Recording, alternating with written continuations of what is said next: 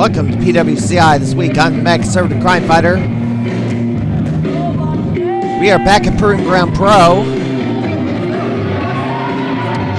Another first round match from the Ryan Buckley Memorial Tournament back on March the 7th.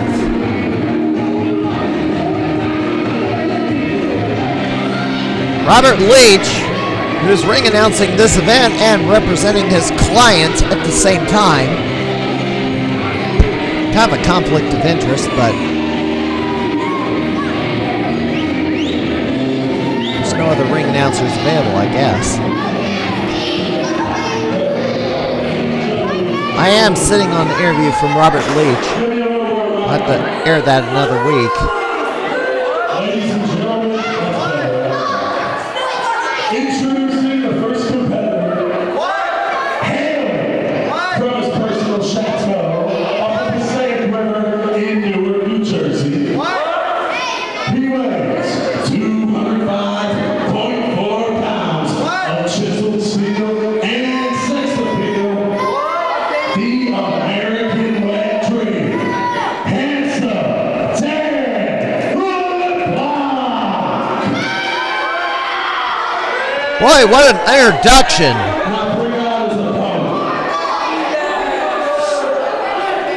Well, Dan Liplock is not going to have any slouch of an opponent. He's going to have a very rough and tumble opponent.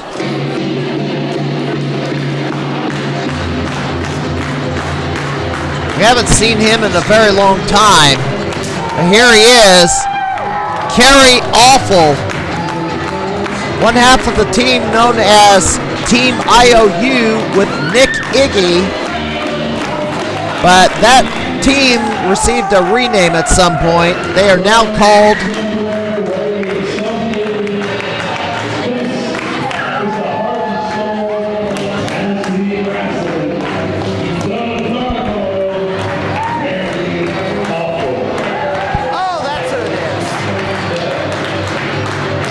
Anyway, he's in disguise. I didn't recognize him.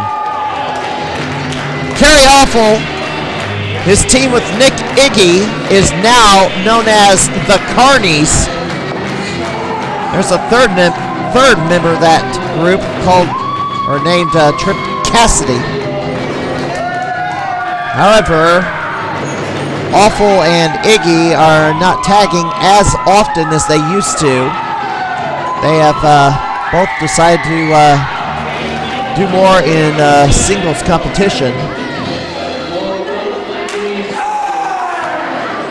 Kerry Awful here in the Ryan Buckley Memorial Tournament. And it's been a long time since we've seen him. He's got something to say.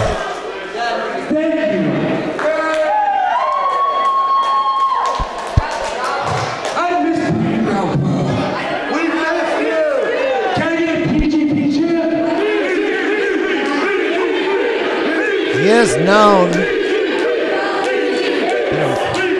Dan Liplock! By the time I'm done with you, the only thing your lips are going to be locked on is this size 11 boot up in your mouth. Shut your mouth! You have no idea what you're talking about. Do you guys like Dan Liplock? Do you like this guy? Do you want to see me beat his backside? You are not excited. Why are you not excited?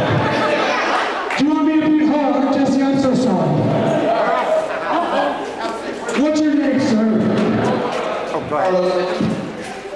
Are you, in fact, not excited to see me beat Dan Liplock up? I'm just waiting. Should I get to it? I don't know. Should I get to it? All right, Dan Liplock, I'm about to beat your butt. That fan was just waiting to see Dan Liplock get his butt kicked. Easy out of the office. I'm going to let y'all let him know how bad he sucks. Does he suck? Hey, don't make me ask you. I see you fighting looking forward. I need your help. Does he suck? Show him how it's done, kid.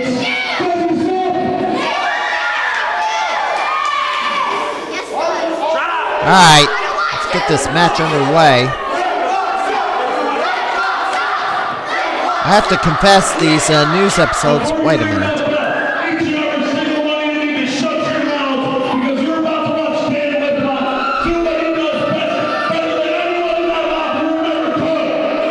Whatever! Alright, let's get this match underway. I do want to say these news episodes I've been having to do quite often the past few weeks, taken forever to make.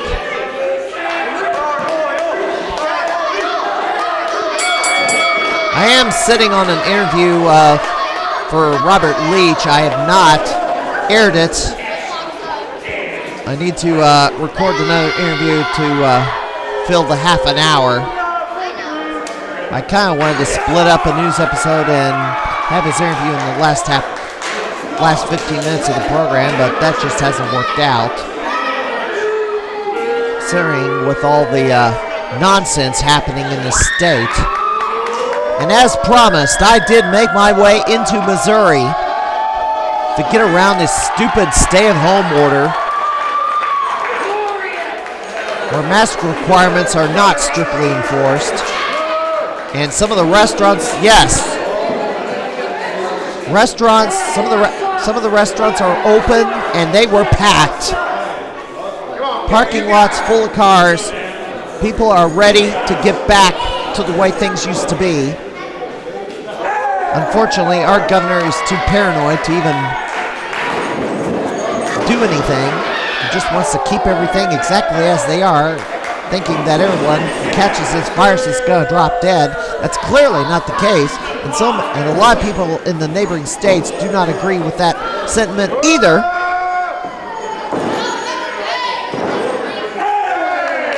Unfortunately, there are some clowns among us who are just like mask fanatics, stay-at-home order fanatics, and the social distancing warriors running around. Just had enough. Had enough of all of it. There's reasonable and unreasonable, and there's been a lot of unreasonable. Played along for the first month or so, but this is dragging on too long. Nothing's going to change short term. Nothing's going to change long term either. So there's really no point in just locking everybody down. Let the young and healthy and the low risk folks get out there, get things moving, keep the vulnerable in isolation, or it can be done. Don't tell me you can't.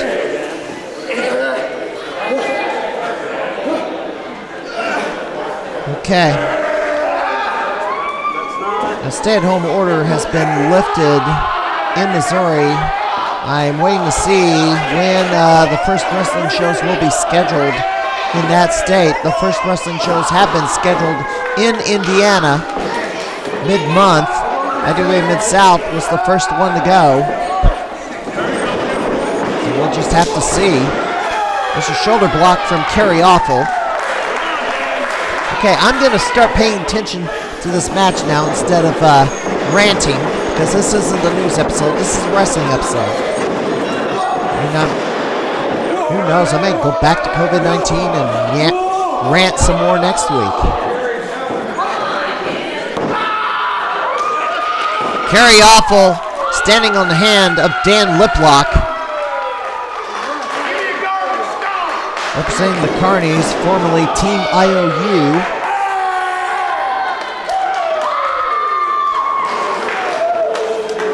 And the Carnies, Team IOU was helped build up a bustling tag division in the last 5 years. Oh, look at this. Right on the floor. Liplock tripped him up, but Awful landed on his feet on the outside, and now they're in the seats. And there's a hard chop from Kerry Awful. Good chopping. Yeah, he probably needs a chop. He the gut, and back in the ring they go. And Liplock grabs an arm. I'm going to throw this out there. Since I have kind of got the system working with doing the couple of live interviews with Travis Cook on the program, if any wrestler in the state of Illinois, Missouri, well, basically comes here regularly, wants to make an appearance on my program, do a live interview, I am up for that. Sure to contact me, and we can arrange a time and date to get a Facebook FaceTime going and do a live 10-15-minute interview. The fans would really appreciate it. And Kerry Awful pulling the straps down. I mean, what else is there to do right now? Oh! Trips him up. Liplock off the ropes. Thought he was going to sit on him, but he just slaps him on the rear. Well, that just annoyed him. That didn't do damage. I don't know what Liplock is thinking doing that. And eats a forearm to the face. I mean, if you cannot toy around with Kerry Awful. And Kerry Awful is pretty much the dog-faced gremlin. I mean, Team IOU, the Carnies, kind of have the Steiner Brothers dichotomy. There's a powerbomb by Awful and gets two. And Nick Iggy is the Scott Steiner, well, the old Scott Steiner before he adopted the Big Papa Pump persona. Kerry Awful is your Rick Steiner.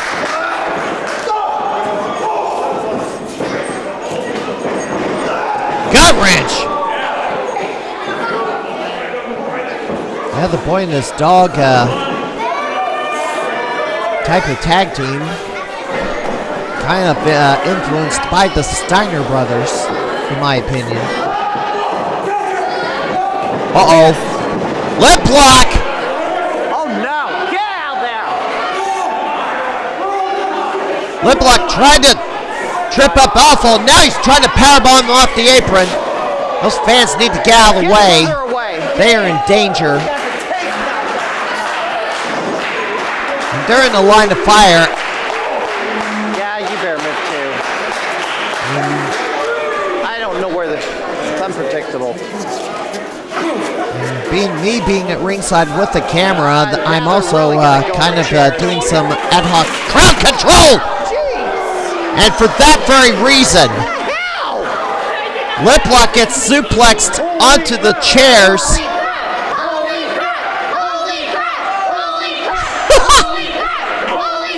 That is not vulgar. That's safe to chant at a family show. Kerry Awful in the ring as the referee's counting. You're a maniac. That was nuts.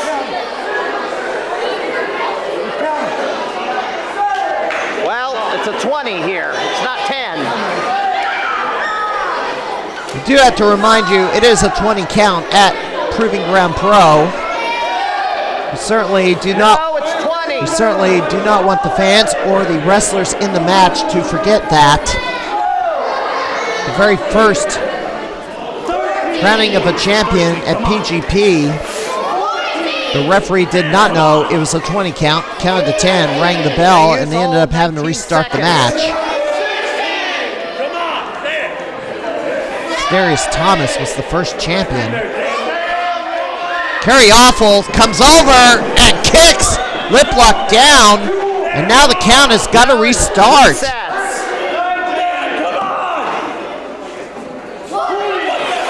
Wait a minute. Didn't the count reset? Referee did not reset the count. Referee counted to 20 despite the interruption. What? That? No. Referee, that is a mistake. This is Liplock's back in the ring. Grabs a, oh, it spikes him with a DDT. Liplock knows he's just been screwed here. Liplock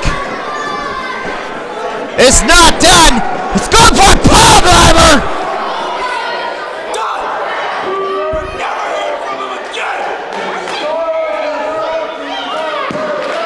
Spike DDT, then a pile driver. Liplock is irate. Liplock is irate. That count should have restarted. Now he's got Awful's mask. Oh, he rubs it in his rear. We got some controversy here. Kerry Awful wins by count out by 9 minutes 5 seconds. That's going to be a controversial decision. The referee should have started over when Awful hit Dan Liplock from the inside of the ring, impeding his re-entering of the ring to break the count. Kerry Awful again. You just said, so I just heard it. Shut up, smartass. All right, we're going to take a quick break. We'll be right back.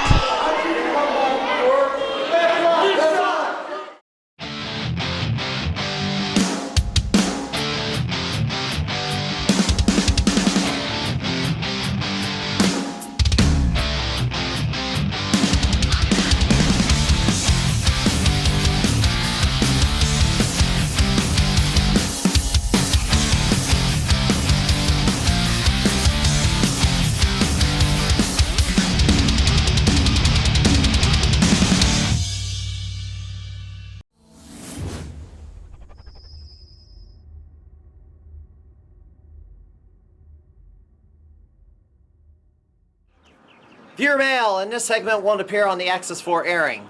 My last episode drew some very heated comments because I tend to air out very unpopular opinions, but that goes with the territory. Drew Trader wrote, so funny thing, I used to do the graphics at RCW. I know for a fact IEW has nothing to do with Rampage. If you're going to use graphics I made, don't stretch them out. But then again, the quality of your channel proves you don't have a clue what you're doing. I know exactly what I'm doing, Drew. You're mad because I dared call a spade a spade. Bells and whistles aren't everything, and you're not watching this program for a special effects showcase. However, such was used to disguise Rampage's bad ring work for the video packages. I prefer simplicity and functionality over complex and unwieldy. As for use of your graphic, I'd be squawking about using my picture on their Facebook page, which made people think I was associated with it. I didn't know if the roster could be breaking away from the former company to a new one, which is what they're adamantly claiming. Either way, the coverage ban stands. Now this is who elite talent are. Guys like Warhorse, Frank Wyatt, Joey O'Reilly, Nick Brubaker, Mike Outlaw, the Great Curtini, Camero Jackson, Lander, Jake Something. I could go on and on. These are people who have no trouble getting bookings all over the region, and people want to see them for the amazing matches they put on. That's what makes them elite. Some guy calling himself Cert PT wrote, I couldn't tell if he was serious or making a comedy video. Either way, let's hope he self-isolates until a COVID-19 vaccine is developed. After that, perhaps scientists can work on anti-idiot vaccines. One for him to cure his mental disorder. One for the rest of us to protect humankind against future idiots like him. I'm a healthcare worker who has to risk my life trying to save the lives of idiots like you. Actually, it's far more likely you're going to be the guy who emerges out of a secret room of a remote farmhouse, long disheveled hair, dirty beard, ragged clothes, confused and stumbling to a pub, ordering 5 beers saying you got tired of waiting for the end of the pandemic. But you know something? Why didn't you cross the river into Missouri and let a protest, yelling at people, packed in restaurants with a megaphone? They're all suicidal. Yes, I observed full parking lots at Texas Roadhouse and Buffalo Wild Wings on the Missouri side of the river. They're afraid. And look, my hair's shorter because I'm standing in downtown Louisiana, Missouri, where I just had a haircut, enjoyed a drink at the bar, and chowed down inside a diner in a state that's not run by a political hack who is bound and determined to permanently flatten Illinois' economy just to get a federal bailout and shift the blame from their own reckless spending to a virus. And then immediately go back to the exact same financial mismanagement that got them into the mess in the first place. Illinois should not get a federal bailout. They should be forced to change their behavior. However, you should be worried about hospitals closing due to lack of patients. 1.4 million healthcare workers were laid off in April. You willing to trade places with one of them, CERT, PT, on the unemployment line so they can earn a paycheck again and you can hide in the basement of that farmhouse until the end of the pandemic? Yeah, I didn't think so. By the way, the Wisconsin Supreme Court has struck down Tony Evers' safer at home order, meaning all restrictions are gone. Guess you better head up there and protest that. I have more to say about it on all the new developments next week. All right, we're back. This is a new referee to the area. He made that controversial decision. And usually when you have someone attack your opponent from the inside of the ring, the person on the outside of the ring, the count would reset. Making his way to the ring first, from first quarter in Nebraska, weighing in to the heavens. Mikey McFinnigan, one half of the tag team that formerly known as Roscoe Lisa.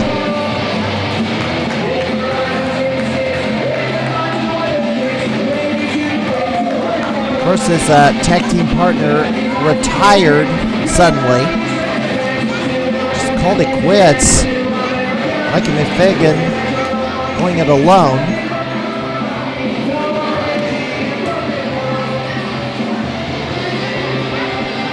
And he will be facing one half of another tag team.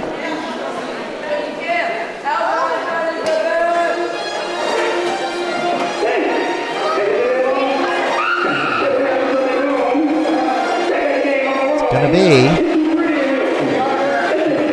one half of Alpha Omega, Camero Jackson. Zach Sawyer is who I was trying to think of.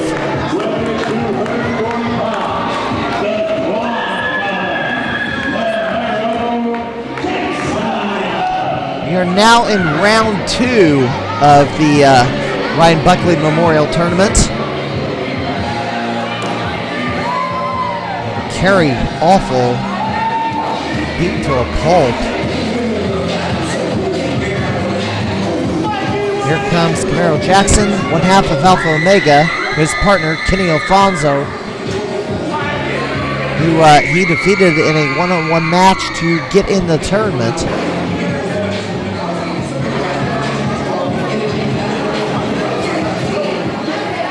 What is Mikey McFinnigan pointing out something?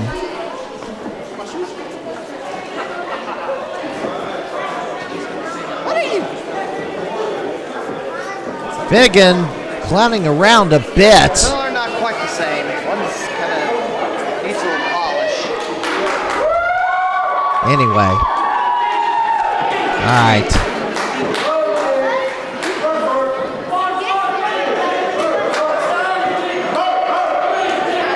Referee checking Camero Jackson, and McFinnigan going to go out to the outside. What is he doing?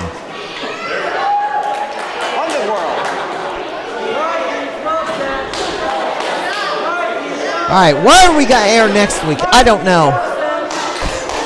Considering the pattern, it might be another news episode, depending on what goes on these next. Well, from the day I recorded this episode to the day that I had to turn in episodes, to the 2-week window, depending on what happens in the next 2 weeks, from the date that I record this episode, which is May the 10th.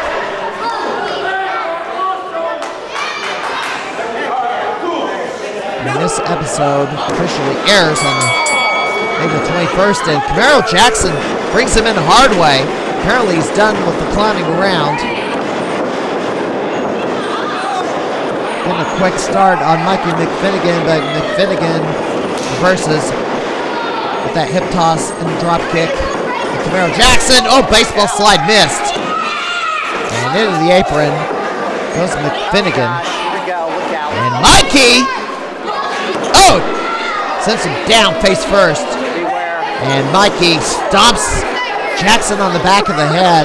Now, I wouldn't have minded seeing a match between Roscoe Lisa versus Alpha Omega, but Sawyer's retired, so we won't see it. Spinebuster. Well, I don't know if he actually got his arm off the canvas. He threw his arm off, but I don't think he tilted his shoulder off the canvas. Of course, the referee was not in position to check that. There's a forearm shot from Jackson, flooring Mikey McFinnigan. By the way, Mikey doesn't even use his last name anymore, but I don't know why he doesn't use it, but I'm still gonna refer to him as by his last name.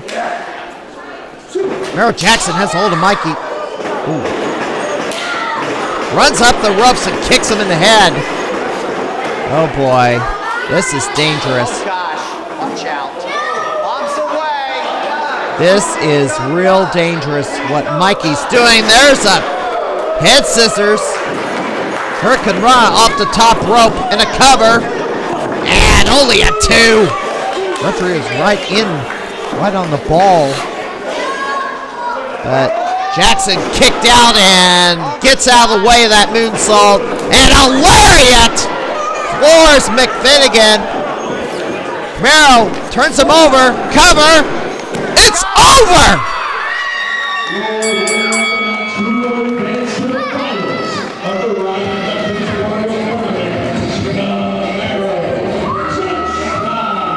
Wow. I didn't think it would be that quick, but it was.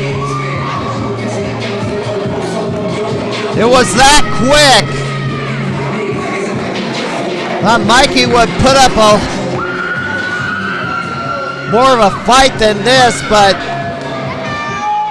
Jackson wins this quickly in 2 minutes and 25 seconds.